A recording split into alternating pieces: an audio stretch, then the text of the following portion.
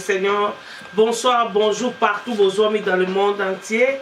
Ezanga Wabino, la servante de Dieu, pasteur Fifi Daniel, toujours na katia, église Nabiso, église Nabino, marché dans l'amour, à l'exemple du Christ. Nazali ko invité Bino bien-aimé, dans le Seigneur, on a mis Loulou Miné le le 30 juin, mon indépendance, Yamboka Nabiso Congo.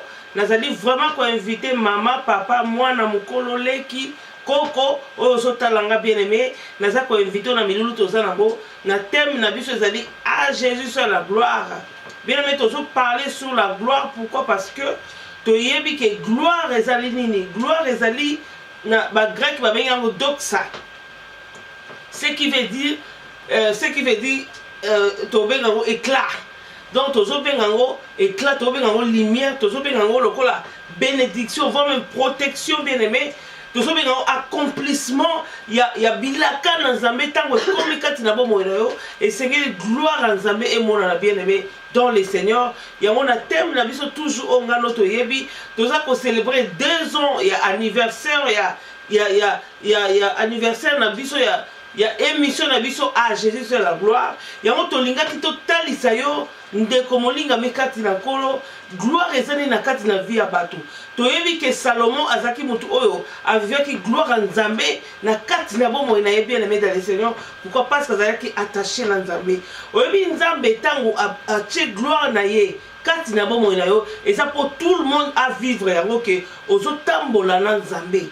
Tomoni Moïse na kati na mokanda Exode. Ba yebi so na Exode 33 soko tali na 18 ok na moti na 23. Bien-aimé Moïse, montre-moi ta gloire. Alors, Bible est que Nzamba zongisela ki alobi, gloire nanga soki na talisi yo yango, oko vivre lisusu te. Mais esenga ki na Nzambe, alukila Moïse stratégie moko po Moïse akoka ko vivre malgré akotalisa ye gloire na ye, mais Nzambe a jugé ki bon. À côté Moïse na kati ya rocher, à quoi ko bomba na kati ya rocher, parce que gloire à Nzambe bien-aimé, tant il y a le qui a partagé la gloire na ye na mutute, c'est vrai. Ce qui Nzambe a partagé la gloire na ye na mutute, mais biso toujours profiter na gloire à Nzambe. Pourquoi? Parce que yé a sepeli ko pesa yo gloire wana bien-aimé dans les Seigneurs. Parce que si on gloire wana, o memiango na yo moko bien-aimé. Et qu'on ça la passe, pourquoi? Parce que on déconne la vie, on toyebi gloire ndenge makabatu na kati ya perdition. Gloire soko simbia ko malamuté. En dehors il y a pensée en Nzambe bien-aimé, okokwesa na kati na ekobo, okokwesa na kati na orgueil, okokwesa na kati na cupidité. Yango Nzamba zoloba na Moïse, batama na kati ya rocher qui est Jésus-Christ seul, bien-aimé dans les Seigneurs. Yango na lingi oya ko expérimenter la gloire de Dieu, bien-aimé kati na bomo ina yo. Alléluia. Pour ma kamusus bien-aimé okoye bango, mais ce qui Saint-Esprit a révélé au té et qu'on a la passi au comprendre que aux moko au Seigneur au bénéficier de la gloire dans Nzambe. Toye bien au malade bien-aimé na mukana Jean 17 Bible c'est sur na 1 Jean 17 verset 1 à 5. Jésus soloba glorifier azoy Nzambe, glorifier moi na yo pour moi na yo pe à glorifier à anase. Na évité pour la explication est un peu clair. Bishop Neb a quoi content la bishop Mouké pour une bonne audition. S'il vous plaît, papa, sois content de la Jean 17, verset 1 à 5, je lis au nom du Seigneur Jésus. Amen.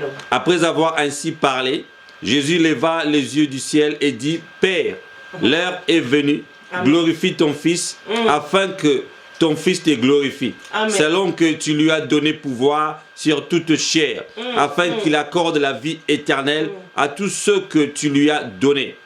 Or, la vie éternelle, c'est qu'ils te connaissent, toi seul vrai Dieu, et c'est lui que tu as envoyé, Jésus-Christ.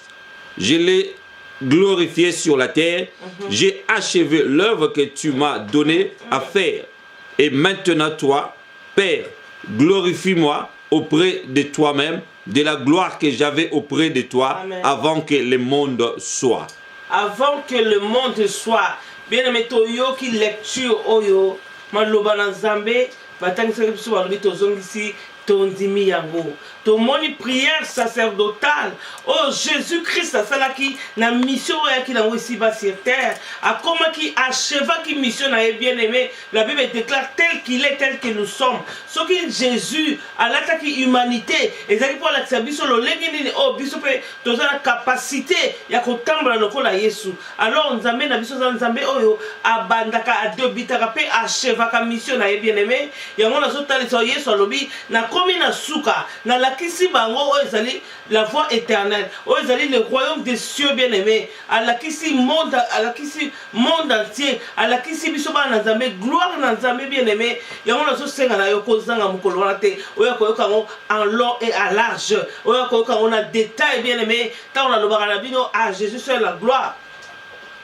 Et ça parce que nayebi pourquoi bien-aimé ko ratété makabuso esenga te otala ngona na nzela ya ba réseaux sociaux makabuso ça esengaka kimona meso makabuso esengaka o répondre ozala sur place nesika wana bien-aimé naza ko bengisa yo mama papa mwana mukolo leki en tout cas koko kozanga te na mukolo le 30 juin mukolo indépendance na biso eza mukolo o nzambe ako éclater gloire na ye bien-aimé na kati na bomoi na yo pe okomema ngona libota na yo bien-aimé makomelo bi ba o nyonso bakutana na Yesu Masia bazonga te lolenge bayaki bien-aimé à Jésus c'est la gloire bien-aimé tonaza ko benga yo oya ko expérimenter gloire à Jésus-Christ kati na bomoi na yo ndenge Yesu expérimentaki gloire na Nzambe gloire na papa na ye esika zalaki tango alati humanité akita tambolaki na gloire wana bien-aimé Bible il n'a jamais passé inaperçu tango azali ko leka bien-aimé toyebi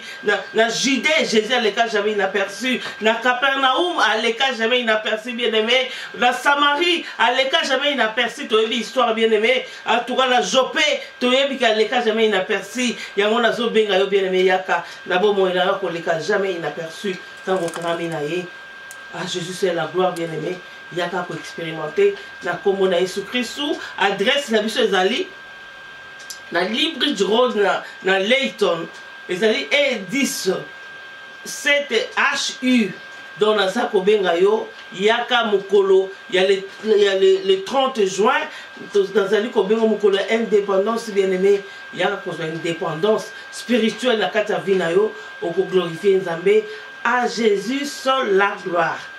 Bye bye. Bien-aimés dans le Seigneur, shalom, bonsoir. Bonjour partout vos amis. En tout cas, si vous êtes qui na mokondi Yesu na biso et demeurer na banda ko na biso na lobaka toujours na banda ko suki na banda kote na kata mitema na ba société partout na ba foyer qui me mokondi za la partage yanga na yo ezanga wabino molobeli mosali na Nzambe et pas ina bino na ye kotalisa bino kaka mbela o esili ko betama na kati na communauté na biso ya milulu minene tozali kosala le 30 juin na église ya marché dans l'amour walk in love o ngana toyebi bien oza vraiment invité bien-aimé dans le Seigneur kozanga te na mokolo ya le 30 juin tozoba nango de 13h à 15h. En tout cas, kozanga te bien-aimé dans le Seigneur, adresse na biso ezali na Libridge ezana Layton Libridge E10 7HU autolobi na anglais U comme U autolobi na anglais U comme Igno. Donc on a ko invité bien-aimé dans le Seigneur et ça deuxième anniversaire na biso ya édition na biso ya à Jésus c'est la gloire. Ya moto zo bien-aimé to ya ko partager ensemble bolingo na Nzambe parce que makomi lobi il est doux et agréable aux frères de demeurer ensemble. Yango na zaki te ko bengiso bien-aimé dans le Seigneur yaka peut-être oza kozela yo na thème na biso o ezali toujours à Jésus seul la gloire. Bien-aimé yaka ensemble to ya ko tombola kombo na Yesu yaka ensemble to ya ko adorer mokonzi na biso yaka ensemble to ya ko louer pona bonzambe na ye pe pona oyo asalelaka biso bien-aimé azo mériter gloire ya otolobi à Jésus seul la gloire. Na bengisi yaka bien-aimé dans le Seigneur ko lembate ko za fatigué te ko za désespéré te yaka et pas na kola lobi venez à moi tous qui êtes chargés et fatigués je vous donnerai du repos bien-aimé yaka o ko za la déçu te.